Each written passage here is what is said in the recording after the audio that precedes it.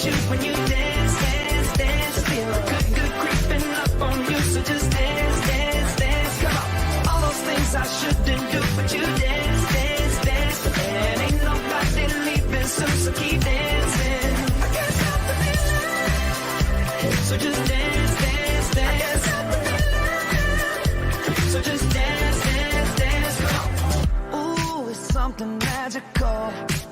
It's in the air, it's in my blood, it's rushing on. I don't need no reason, don't need control. I fly so high, no ceiling when I'm in my zone. Cause I got that sunshine in my pocket, got that good soul in my feet. I feel that hot blood in my body when it drops. Ooh, I can't take my eyes off it, moving so phenomenally. You're more like the way we rock it, so don't stop, stop, stop. Under the lights when everything goes, nowhere to hide when I'm getting you close. When we move where you already know, so just imagine. Nothing I can see but you when you dance, dance, dance. Feel good creeping up on you, so just dance, dance, dance. Come on, all those things I shouldn't do, but you dance, dance, dance. And ain't nobody leaving soon, so keep dancing. I can't stop the feeling, so just dance, dance, dance. So just dance, dance, dance.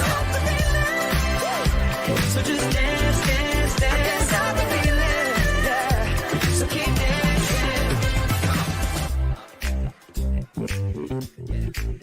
Oh, yeah, yeah. I can't stop the. Hello, everyone, and good moment of your day, whatever that is, when you're taking the time and the curiosity to be with us. This is yet another Hacking HR event, part of our March series, but please do visit us on hackinghrlab.io to see what we have in store for you for April and May. A lot of good stuff is cooking at the moment. So for today, we will be kicking off and we will be talking about how to manage the mental and emotional toll of communicating bad news. A handful of amazing speakers are waiting backstage, but let's just take a few minutes just to welcome each other. And please use the chat. Just let us know where you're watching us from, where you're listening to us from. And always, please use the chat to exchange your own ideas and to drive conversations. Know that this space is just as much yours as it is our speakers. And without further ado, Jessa is the one helping us with everything logistics and technical. Please bring the panelists. Hello, everyone. Hello. I knew today when I woke up and it was an unusually sunny day here in Basel, Switzerland, that this is the best omen for our conversation. I mean, bad news is difficult to talk about. And if the weather is not helping, that's even heavier and heavier. So please do keep the comments coming, and I will keep a lens on the comments, and we'll bring bits and pieces into our conversation. But let's make the most out of our short time here today. What I will do, I will pass the e-mic around as you appear on my screen, and I will start the conversation with two small asks. First, please kindly introduce yourselves and also help us set the scene for our conversation. Now, with everything that we've been navigating over the past years, with everything waiting for us, with everything happening around us, when you hear the expression bad news, where does your mind run off to? So, Anuj, welcome. You are leading us today. Thank you, Minola. Greetings of the day to all my co-panelists and the people who are joining in. Good morning, good afternoon, good evening from whichever part of the world you're joining in. My name is Anuj Kathuria. I'm joining in from Mumbai, India. After having spent 21 years in corporate world across multiple industries at leadership and C-level roles, I quit the corporate world last year and opened my own consulting firm, which is in the business of HR strategy, HR culture, EVP, and HR digitization. Whenever the question you asked, it gives me jitters, to be very honest. I have been on both sides of the equation, fortunately or unfortunately. And it's like, bittersweet memories flow down on window panes like raindrops. The moment you hear the phrase bad news in the corporate world, there are three things that come to mind. Oh God, more layoffs, pink slips, somebody's expired in the organization who is of utmost importance. We are restructuring, the code word, and which actually means downsizing, or for that matter of fact, there are people whose performance has not been up to the mark, and we go through a drill of emotional turbulence for following months and months and months. And there are scars that will be left on your heart and soul forever because you can never forget what you have to go through. Time does heal the wounds, but the scars always remain. And you always remain in that fear that will this happen again or can this happen again? Why me? What did I do wrong? Where did I go wrong? And you start doubting yourself, which depends on whichever side you are. If you are the messenger, the golden rule is don't shoot the messenger. But unfortunately, HR being the face of such conversations, whether you are involved in the decision making process or not, the messenger goes to the maximum toll. Thank you. Thank you so much, Anuj. And already so many conversation hooks just from these first 2 minutes. Candace, welcome. So great to see you. So good to be here. And I'm sorry if my voice is a little crackly. I woke up with a little bit of a cold today, but I'm so happy to be here. Candace Giesbrecht, I'm the Director of People, Culture and Engagement for the Canadian Mental Health Association. And my community where I'm calling in from is called Kelowna. As we say in Canada, it's called Kelowna colonially. We are settlers, and I live on the traditional and unceded territories of the Okanagan Nation and Syilx peoples. And so, and I think it's important for me to say that and to state that out the front, because trauma in our workplaces, trauma in our communities is not just something that's, sort of happened in these last few years. Certainly we had this shared global experience, and it's been a while since we've had a shared experience, but not unlike the, previous traumatic events in the world. Not everybody's experience of these events has been the same. And so when we look at bad news of any kind, I think, what comes to mind for me is just that reminder that, the person in front of me's experience of what's about to happen may or may not be what I think it is or might be or should be. And so, probably 3/4 of or more of where I think the work of HR needs to be in situations like this is internally. And the preparation that we do, where we look at our biases, our assumptions, our, even our own experiences, Anuja's you so beautifully described, to try and just be present with the person in the moment is what comes to mind. Thank you for having me. Thank you so much, Candace. And your voice always comes through loud and clear. Thank you for being here. Tasha, welcome. Thank you. Thank you for having me. I guess Francesca and I are in the same space, but very similar to the comments that were shared. I think for me, this session in particular resonated because I was going through having to deliver bad news pretty much every day during the pandemic. And like Anaj, I decided to start my own HR consulting company rather than to be in the mix of having to continually deal with those messages. And so by way of background, I've been a chief people officer for many years and decided to step away from that and start my own HR consulting company. I think for me, the bad news showed up in a lot of different ways, similar to what Anaj mentioned.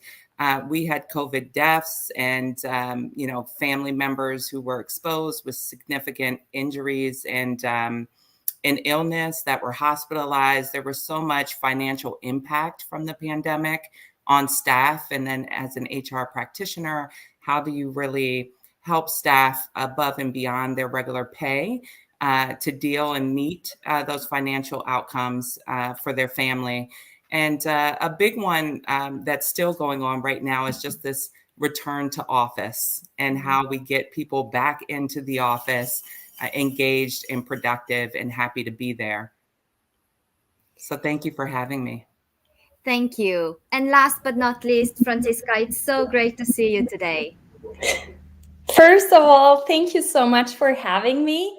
Warm greetings from Munich. So Minola, we're not too far from each other, actually. And obviously a very warm welcome to all the participants of this session. When I saw the topic and the opportunity of being part of this panel, I was really excited because actually communicating bad news has been part of my job as a VP People Experience in the past few years. And a lot of stuff has been mentioned already, right? So it's not only been COVID, but we all have been dealing with communicating bad news, especially in the past 2 years due to the recession, due to COVID and everything else that impacted our day-to-day life. What generally comes to my mind are the different aspects or reasons for communicating bad news. So on one hand side, it can be due to external factors that we as an organization cannot necessarily impact, such as, for example, layoffs due to COVID, something we have experienced in the past. But it could also be that we have to communicate bad news because of low performance. And in both situations, we as leaders have the responsibility to communicate in a transparent, appreciative way and to feel that compassion with ourselves, because obviously communicating bad news does do something to ourselves as well. I have seen that in the past few years. I grew up basically in the startup and scale-up world where there are a lot of young leaders who do have to do that for the first time in their lives. And I've seen people who were barely able to sleep for several days before having that terrifying meeting where they were sitting there and they were so afraid of telling their direct report, we have to let you go because of whatever reason. So the compassion with ourselves and how are we as leaders able to deal with those difficult situations. But also we owe that to our employees, that transparency and that compassion. And one big question that we as organizational leaders continuously should ask ourselves is how can we create structures that help people grow so that once they are again on the labor market, they have the best possible chances to find a new job, wherever that is and whatever that is. And sometimes we have to let people go because there is a misfit between their expectations and our expectations or in the environment, but there is definitely an environment out there that fits their personality and their expectations best. And I think keeping that in mind is really, really important. Yeah, so very much looking forward to the next hour. Thank you all so very much. This is such a great outline for our conversation. Just taking a few seconds to welcome everyone who just joined us over the last few minutes, letting them know that in case, life happens and you have to jump off or you join in a little bit later, you will have the recording on hackinghrlab.io. Do go there and look for either this recording or anything else that is available there. Now, in your own way, shape, and form, you all said that communicating bad news is something that is perceived at a deep individual level, but it's something that has an organizational dimension that oftentimes is an echo chamber to all our individual experiences. So let's try to peel the onion layer by layer and start by talking a little bit about what is the overall impact of communicating bad news across an organization. And is there something that happens right away? And do you see something that comes up as, as the event, as time passes? So how do you see bad news affecting an organization overall? That's a very good question, Minola. Uh, we are living in a world where novelties of morning are becoming obsolete by the evening. Businesses across the world are impinged by the pandemic, increasing geopolitical challenges, next in competition, and continuous demand for increasing EBITDA, revenue market share, customer market share. So, at least in my 2 decades plus of experience, I have come to accept the fact that bad news is going to be part and parcel of my job, irrespective of whatever role I am playing, whether I am a C-level, C-suite person, whether I'm a manager or project manager or a leader. It is part and parcel of my life. The fact of the matter being that the impact of this, of communicating bad news, or the very concept of bad news, has a domino effect. And if you try to break it down into immediate term, near term, mid term, and long term, research all across the world. I mean, if you look at the last 1.5 year itself, more than 358,000 people have been shown pink slips across the world. And that's the number which is reported. The true number might cross maybe double or triple of that figure. Now, if you look at an organizational level, the moment the cycle of bad news commences, it creates an environment of frenzy, anguish, fear all across the organization. The sheer purpose for what it is done, which is maybe impact productivity or revenue, actually doesn't work out. The one who is communicating the bad news goes through a mental toll for months and months together.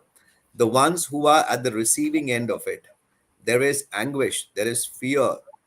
Some people just lose it, they lose their marbles, right? There is fear all across the organization.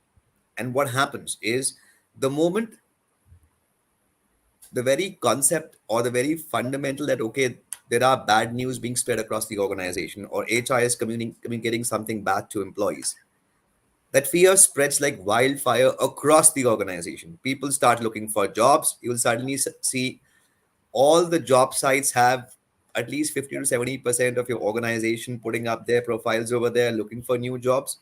The ones who can't find a job, they live in constant fear. The biggest impact which I've seen is people stop respecting the organization because they feel that they are like disposable tissues.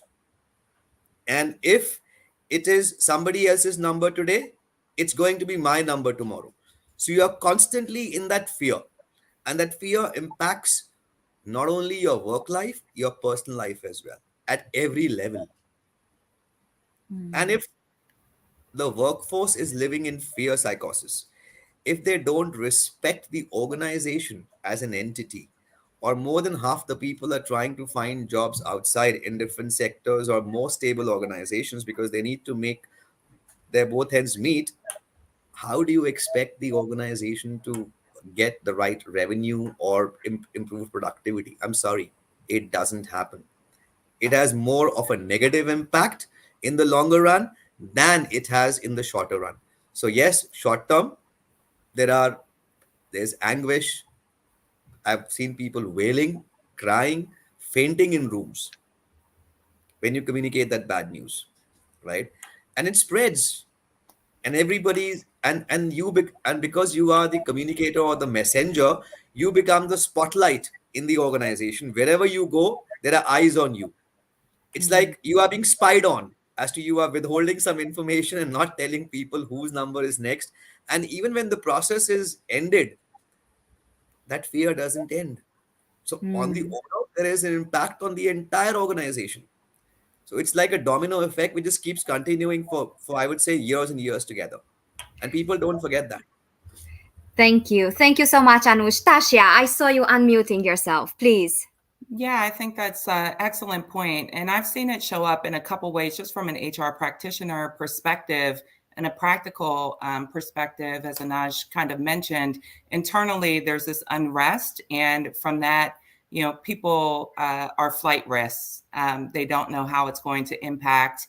And you have things show up in the workplace, such as quiet quitting, and just really being uncertain and untrusting of management and leadership during those times of change and bad news, because in some cases we can't communicate the full message, and so we're giving employees pieces of the pie, and their perception is filling in the rest of the chart. So I think you see a lot of people start to look during that time frame when the news is communicated, especially if we can't share the full picture or there's so much uncertainty from a financial perspective. I think I've seen it also show up in on the recruiting side, especially if you are a public-facing company and word gets out about your financial status of the organization or some big reorganization of the organization. Is this a stable place for me to join? And we saw that a lot during the pandemic with candidates coming in from one unstable environment and really trying to test and see how sturdy the ground was where you were. And you can't really make promises during a time of such great uncertainty. So it was hard from a recruiting perspective, but also a retention perspective when the bad news is shared with the organization. And maybe adding to that, I have seen so often that companies underestimate the importance of transparent communication with their employees. Very, very often, especially the communication of bad news, let's take as an example, closing down a region or layoffs, is viewed by management teams purely from a structural perspective, namely, okay, in week X, we have to come up with the settlement agreements. In week Y, we communicate it, and then we close down operations. But the entire emotional part is completely neglected. And as Tasha and Anuj already said, like that fear spreads like fire, and managers have to be briefed extremely well on what to communicate. I would, like, from a very practical standpoint, I would recommend every organization to script it for their managers, to write everything down, and to train managers hierarchy by hierarchy level, so that all managers know exactly what to communicate, what they are allowed to say, what they are not allowed to say, so that people exactly know how to communicate with their employees. And ideally, especially with key players, key talents in the organization, it's so important to have one-on-one conversations and to be very, very close to people. And also in this regard, investment in manager coaching, leadership training on how to have these difficult conversations with team members is an extremely valuable investment that organizations should make during these times. Excuse me, what comes to mind is, is William Bridges' model of transitions. And if you're not familiar with that, then I recommend just having a look at it. Its power is in its simplicity, because what he talks about is that, especially in change, or what he talks about as transitions, is there's the way things were, and then there's this neutral zone before we get to the new beginning.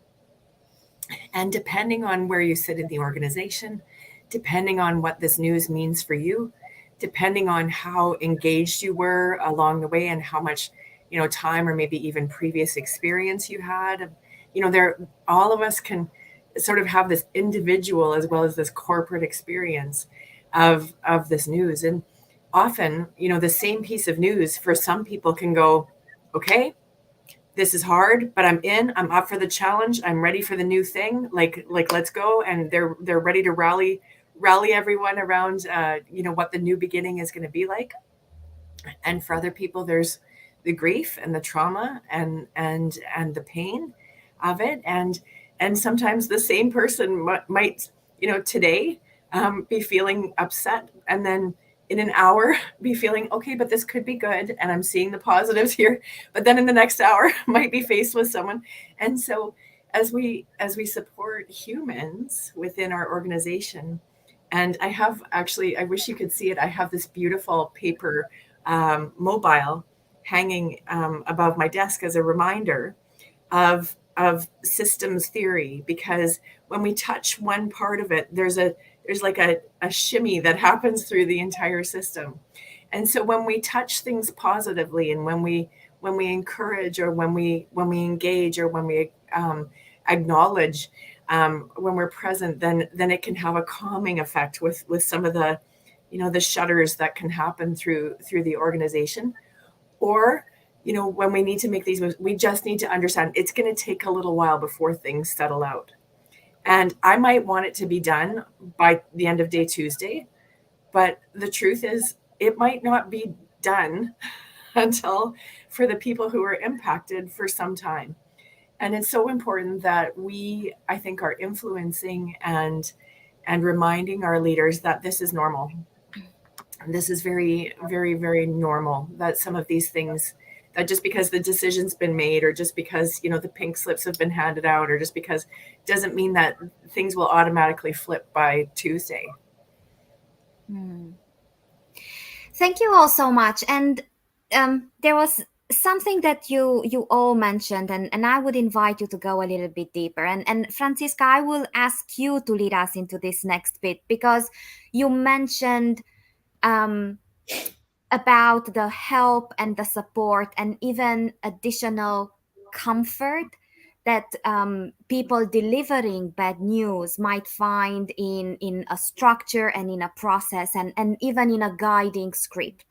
Now, oftentimes these conversations, they are very, very difficult, and these are fierce conversations. These are courageous conversations.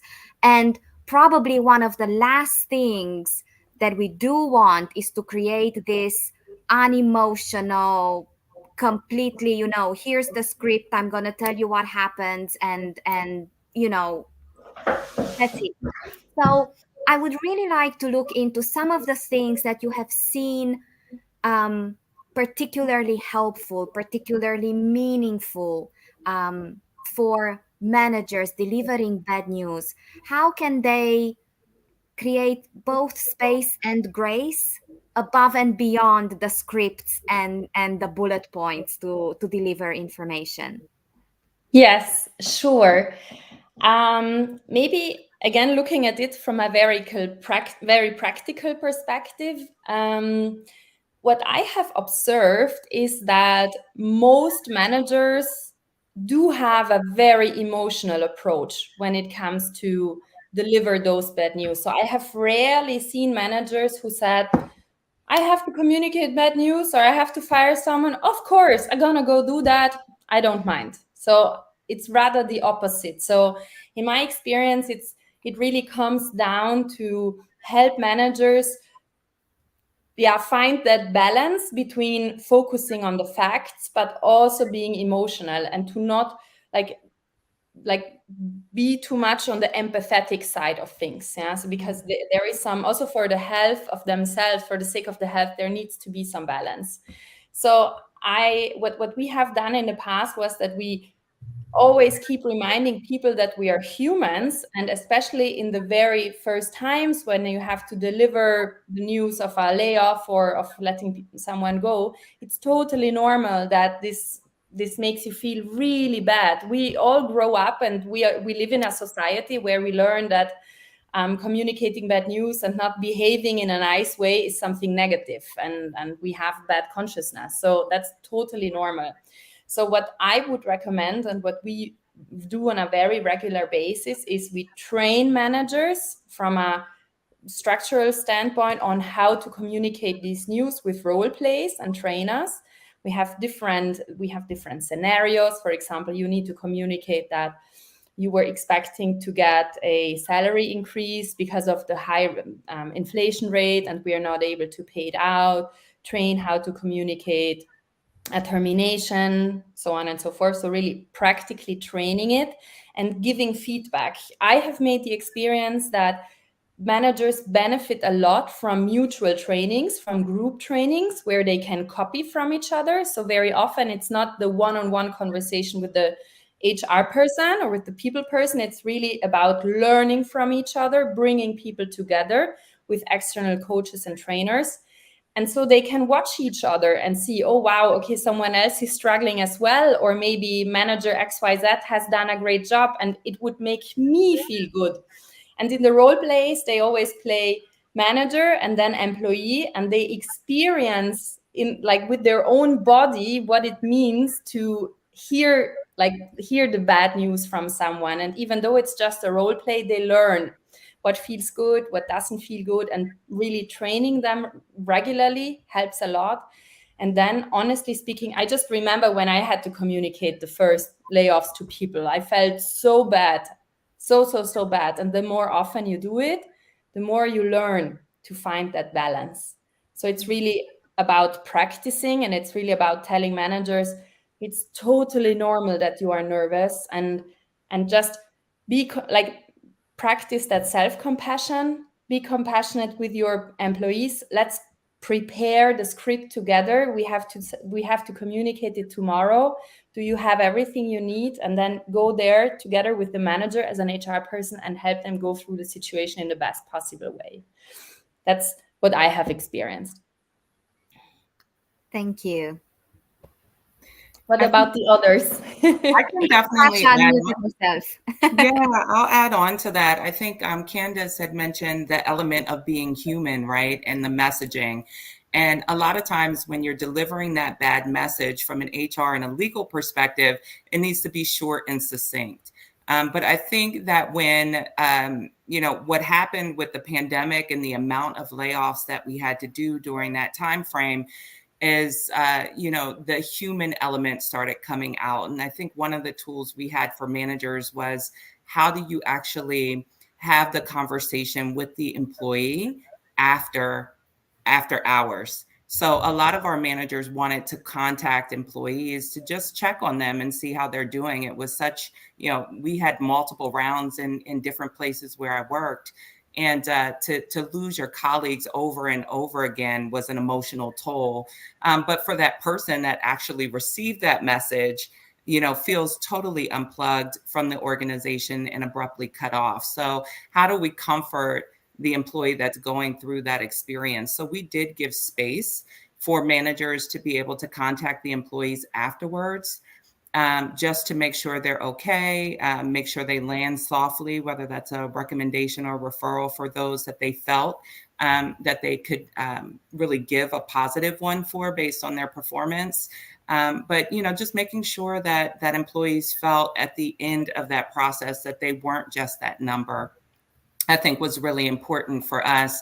And from an employee perspective, I think I had not used an employee assistance program as much as I did then in that 3-year span. And whether it was anything from the social injustice that occurred here in the United States, I'm in Los Angeles. And so we had, counselors come in and talk to our employees. When we lost staff members regarding COVID, we had them come in, and also with layoffs, dealing with that emotional toll of not having your colleague there with you the next day, and how does staff deal with that? How do the teams then start to renorm and move forward? And so I think those were important points that I experienced in regards to the grace of delivering the messaging. Is just remember, people are human, and we have to, from an HR perspective, be there for the human side of the business. I would like to add something to what Tasha and Francisca said. I'm reminded of a very famous saying by Abraham Maslow. He said, if the only tool you have is a hammer, you tend to see every problem as a nail. And it so aptly fits into the question that you asked, Minola, right? Uh, I draw inspiration from doctors and trauma surgeons. I mean, if you come to think of it, they are the ones who are delivering bad news on a daily basis to families. We do it perhaps once in a year, twice in a year, or the lucky ones do once in their career. But people from that profession have to deal with this on a daily basis. Now, one thing I've learned, in addition to what Francesca and Tasha said, is uh, there are few ground rules, and one that has already been mentioned: it don't be empathetic. You cannot feel what the other person is going through. You cannot be in his or her shoes. So don't do that. A structure is important, but more important is the context in which you are talking. Now, unfortunately, it's very difficult to find a positive in a tragic or a horrid story, but there are moments where you can actually find positives to help the person. One of the ways we've seen work is to hire an outplacement agency or their services to figure out where these people's skill sets lie, and in the labor market in that country or other country, can we help these people find a job, so at least they have something in terms of earning. Maybe it's less than what they're currently drawing, but don't just go and sit at home idle and start getting into a depression mode. That's one.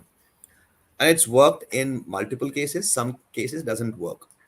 In certain cases, what the organization, and this was a step taken by the human resources itself, that fine, we are there's no other option than to lay off people. But in the context of business, we always need people on an ongoing basis, if not on a regular employment, maybe part-time, maybe gig worker, or maybe in a different way. Are there options we can explore over there to help soothe that conversation? See, the pain is going to be there. There is no doubt about that. But can you do something to soothe that pain or ease that pain? I think what I've learned is to use that kind of a technology or tool or a technique in the conversations, and don't make it a transactional activity. Unfortunately, it happens because we are bound to be demotional. We are trying to take out the empathy element of it, so it does come out like a robotic or a conversation. And Tasha rightly said, it has to be human. You can feel for the person, but you cannot feel what he or she is feeling. You cannot empathize. Let the person vent out. You are the only source for that. And prepare the organization. It is going to happen. It's a norm. So why wait for something of that sort to happen? Why can't we prepare the organization and enable our people to build their emotional intelligence? And we've taken in the past, we've taken steps to build people's emotional intelligence. And I think one of my co-panelists mentioned about role plays. We did go through more than 1,000 role plays in multiple different scenarios. It does help because somebody who's doing for the very first time will falter, and because you cannot ever fathom the reaction you're going to get from the person sitting opposite to you. Some people will go in a shock, some people start crying, some people start abusing, some people start shouting, and you cannot have a scripted answer for everything. You have to go in an organic manner.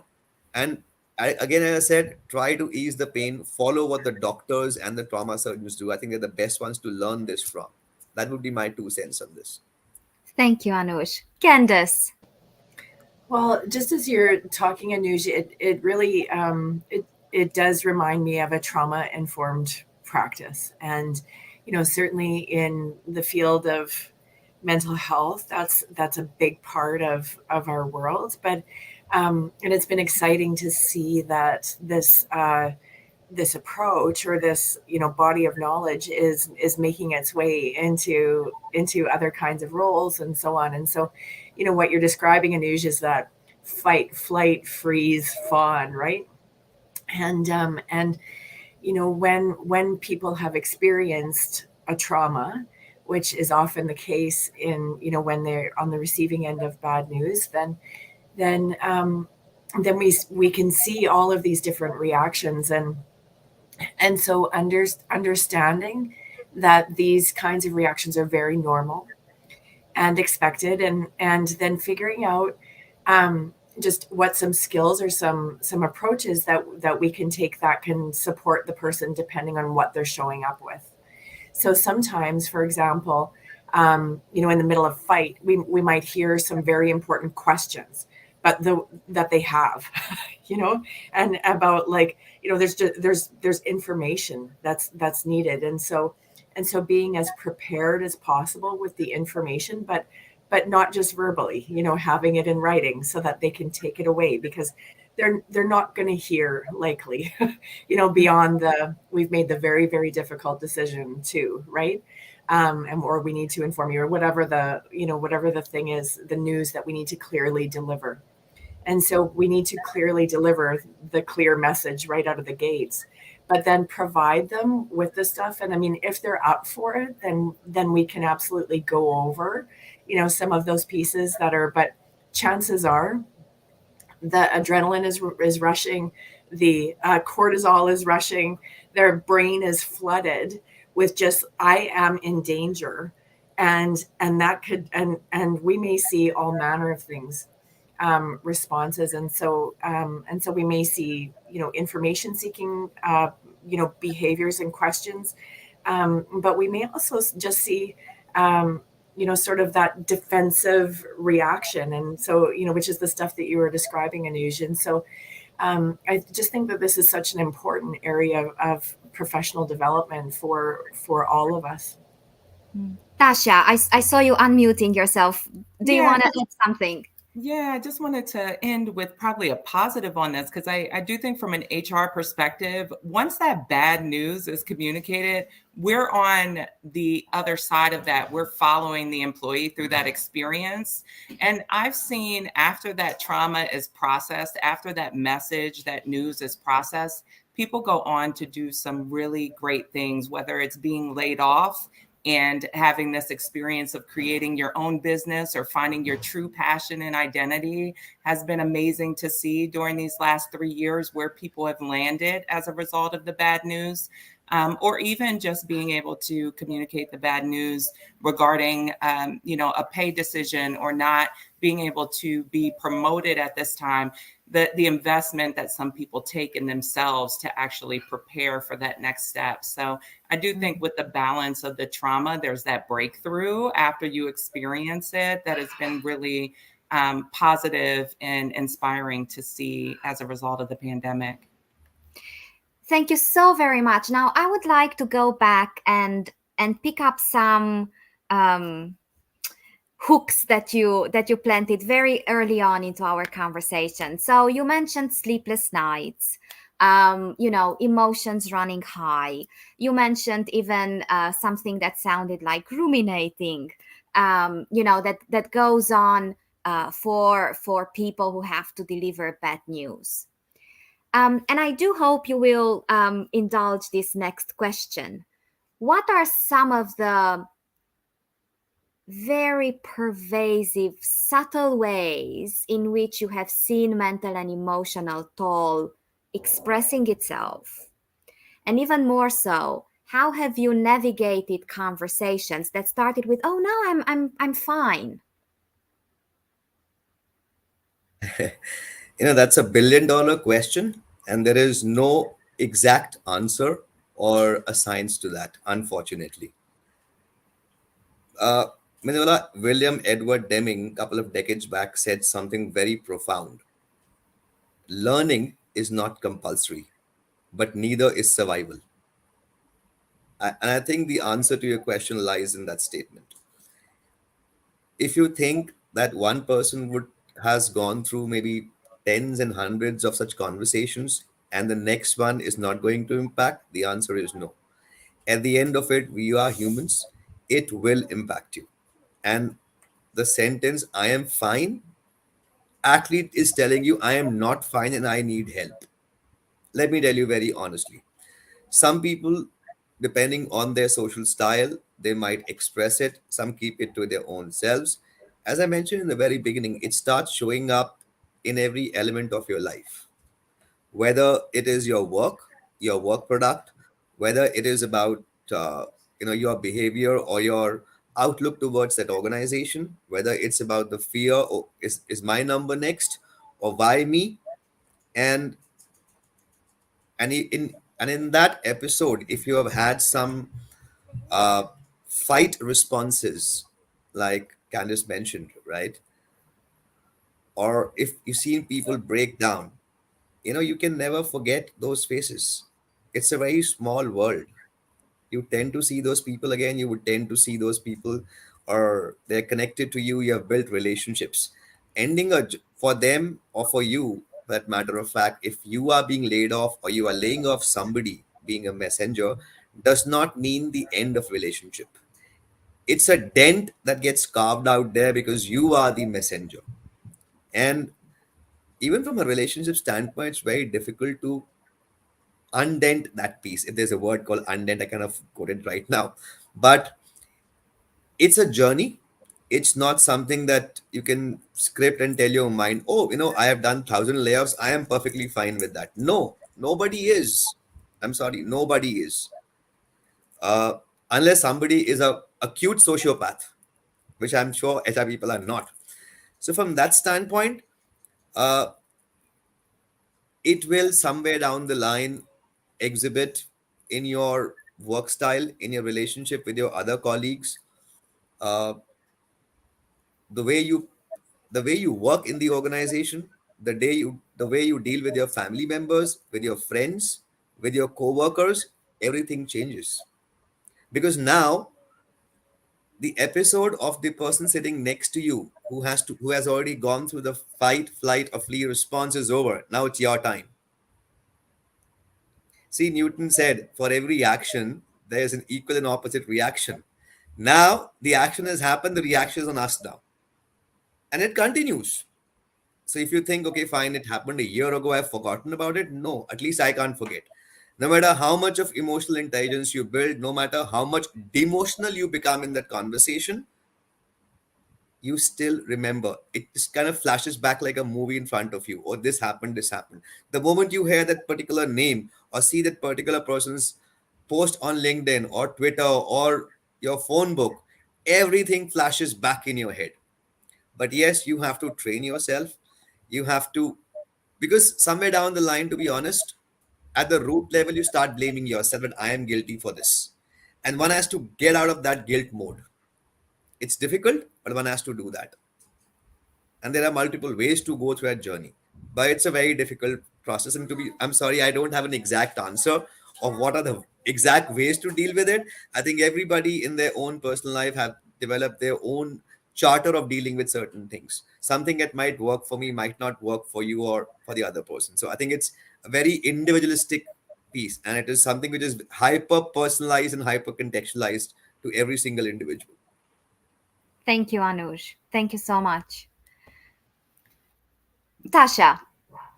I think the journey was a really good visual, in terms of what someone experiences on the tail end of hearing that bad news.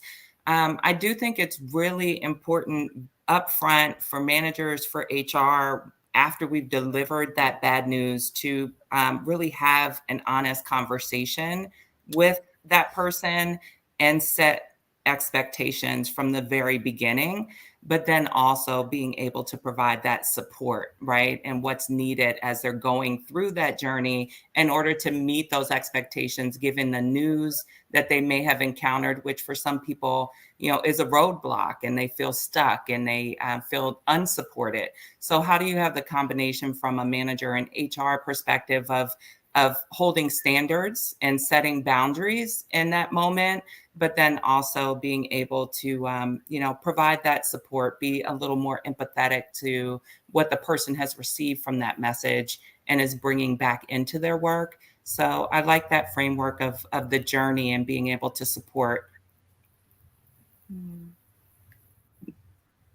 Franziska.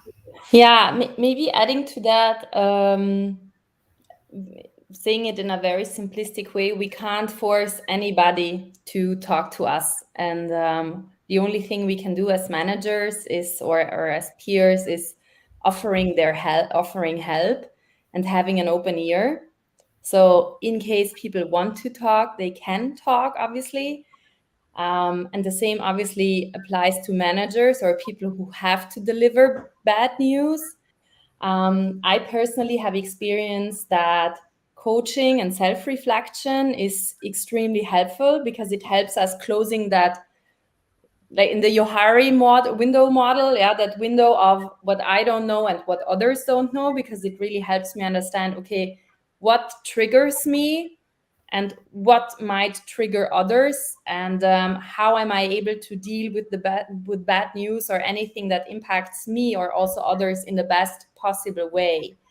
And I personally have experienced that, like, the more bad news I had to deliver, and I like also the more bad news impacted me. At some point, I built up that thick skin, and I stopped building that emotional connection to organizations as I used to do in the very early years of my career. So yes, I'm still very much invested, because obviously you build relationships with people, with the vision, and especially as a VP people, I'm heavily invested in the organization. But I always see it as a business, and I don't see it as a family anymore. And while years ago, very often all of us have seen that slogan, join our family, we are a family, we all love each other. That's not healthy, because companies are not a family. And I think especially now during COVID, all of us realize that we're not families, we're businesses, and we have to make sometimes rational decisions of letting people go or cutting costs if it's needed in order to survive.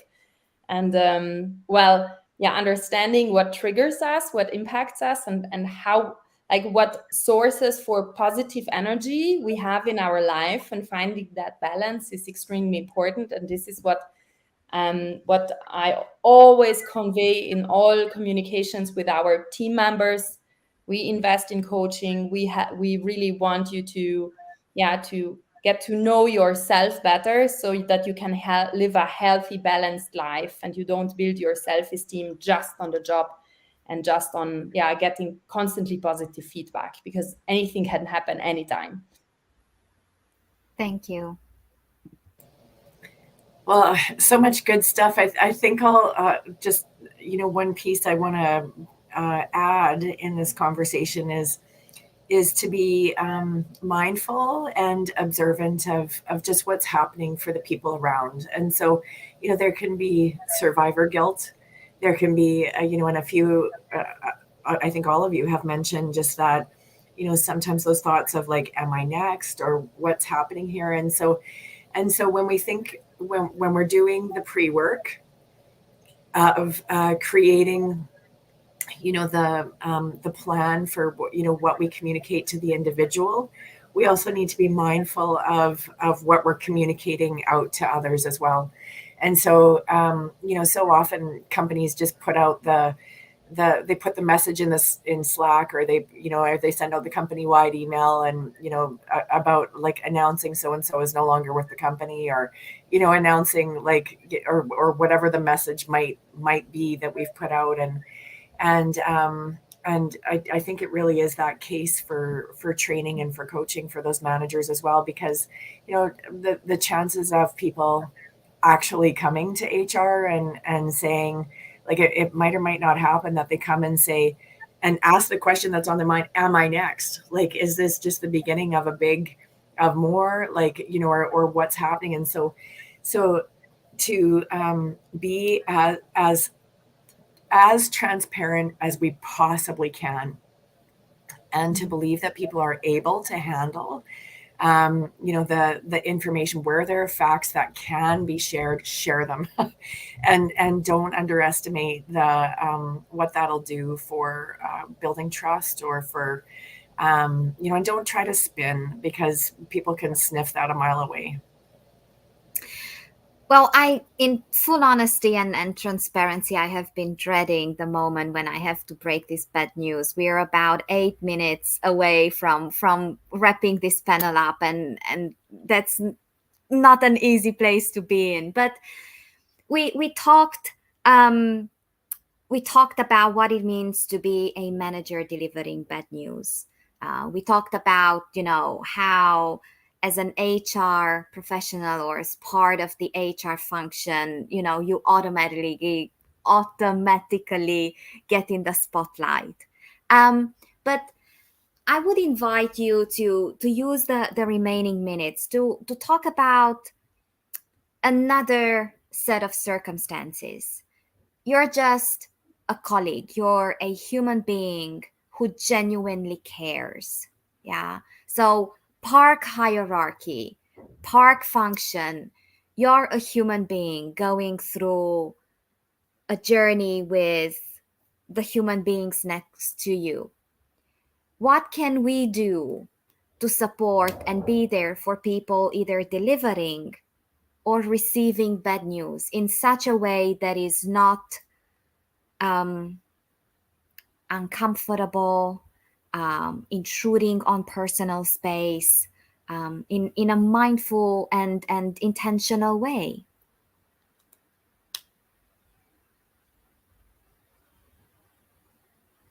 I'll And share my and experience on that, Minola. yes, Uh, please, Anush. See, there are two parts to this equation. Uh, what will work for the people who are delivering the message? It's a very different connotation versus the ones who are going to receive it. All right. I'll start with the receiving end first because that's the one who has to bear the horrid story. Uh, See, support can come in multiple different forms and shapes. As I mentioned earlier, what has worked for me, and I've seen working in multiple organizations in my tenure is three things. Uh, when you are having that conversation,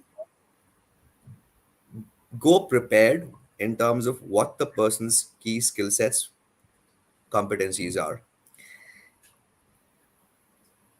Offer help in terms of outplacement before you even walk on that journey, whether it's 10 people or 12 or thousands of people.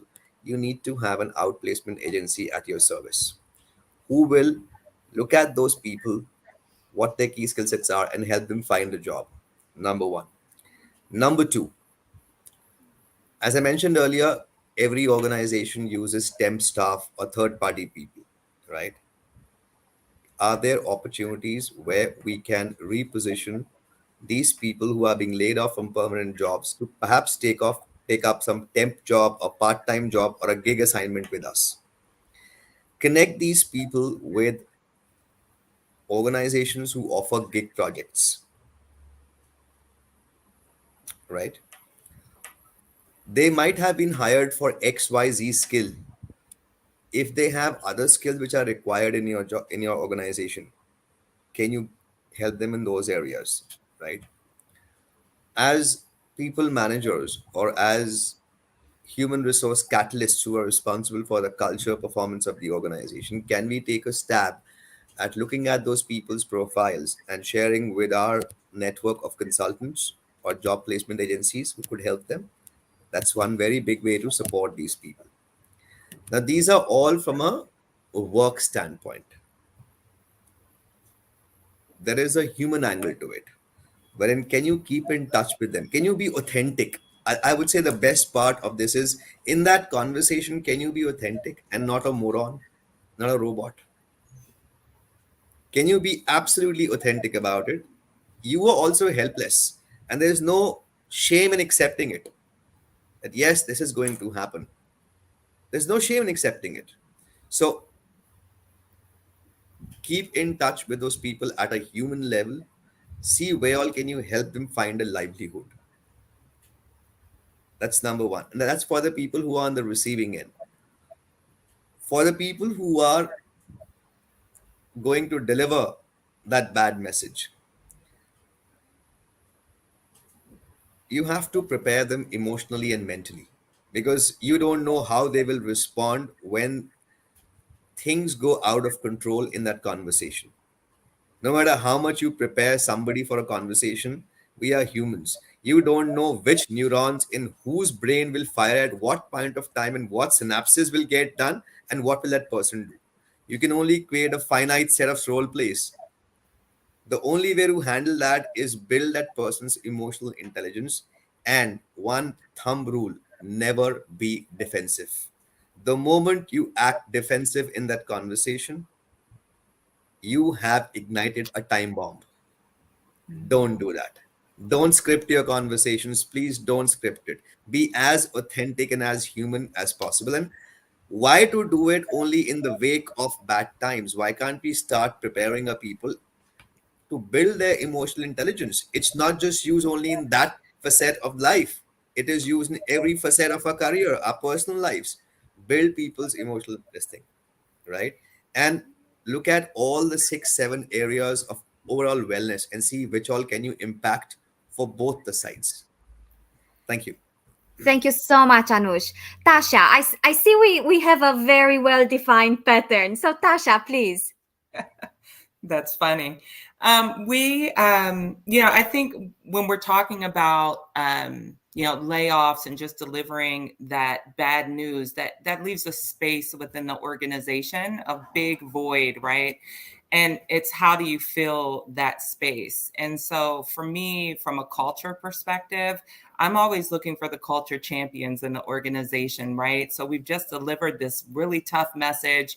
Perhaps some staff are no longer with us, but how do we then, create the space to either continue the culture and the programming that we have or recreate it in that moment? And so, I think, finding people who are truly connected to the organization, who have that sense of empathy to leave that space for the people who have left the organization, but also can see they're visionary and can see what the organization needs in the future, really partnering with those people to really figure out what the culture looks like and how we continue to make the culture an inviting, warm, welcoming, and sense of, in the midst of loss, to have that sense of connection within the workplace. So I think that's a really important element as we're talking about the bad news, especially in this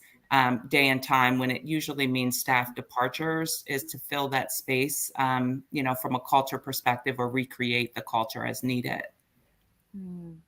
Thank you, Tasha. Well, Francisca, following following the process.